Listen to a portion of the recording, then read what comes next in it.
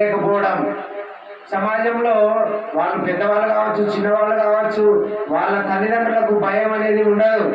వాళ్ళ తల్లిదండ్రుల పట్ల భయం అనేది లేదు. అందుకే సమాజం చెడిపోతుంది.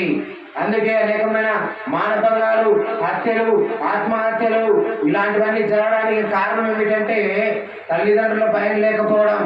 తల్లిదండ్రులు ఏదైనా చెప్తే కానీ నీకు తెలుదులే అని చెప్తున్నారు.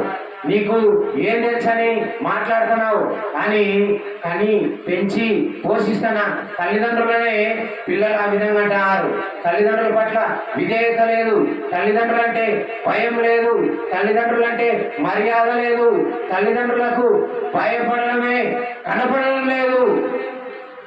కారణం ఏమిటంటే సమాజం చెడిపోతుంది. ఇప్పుడు చూడండి, ఏ వయసులో వాళ్ళు ఫ్రెండ్స్లుగా మారిపోయి, ఫ్రెండ్స్లుగా తయారై, ఫ్రెండ్స్లుగా మారిపోయి అనేకమైన పార్టీలకు, పబ్బులకు, అనేకమైన కార్యక్రమాలు చేసుకొని అనేకమైన మంది హత్యలకు గురవుతున్నారు.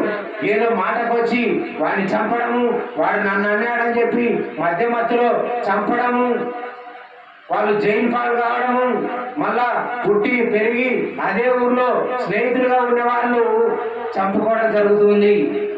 ఇటువంటి సిచ్యువేషన్ మన భారతదేశంలో కూడా ఉంది. అందుకే భారతదేశం కూడా అనేకమైన నేరాలకు నిలయంగా మారిపోతుంది. కాబట్టి నేను జాగ్రత్తగా ఉండాలి. తల్లిదండ్రులు భయం కలిగి ఉండాలి. తల్లిదండ్రుల భయం లేకపోవడం వల్ల అనేక మంది పిల్లలు చెడిపోతున్నారు.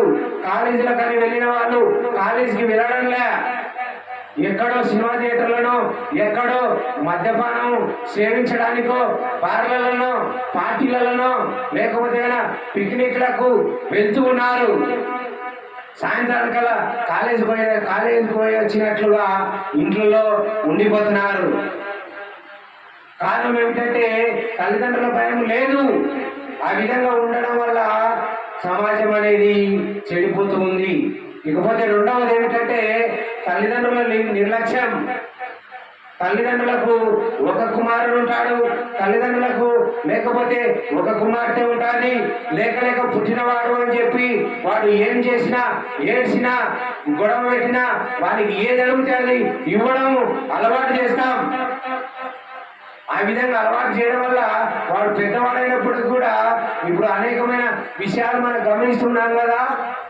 ఏదో కాలేజీలను, లేకపోతే స్కూళ్ళను, లేకపోతే ఉద్యోగం చేసే చోట ఇద్దరు ఇష్టపడి వద్దులేనా వాళ్ళు వేరే క్యాస్ట్, లేకపోతే వాళ్ళు మన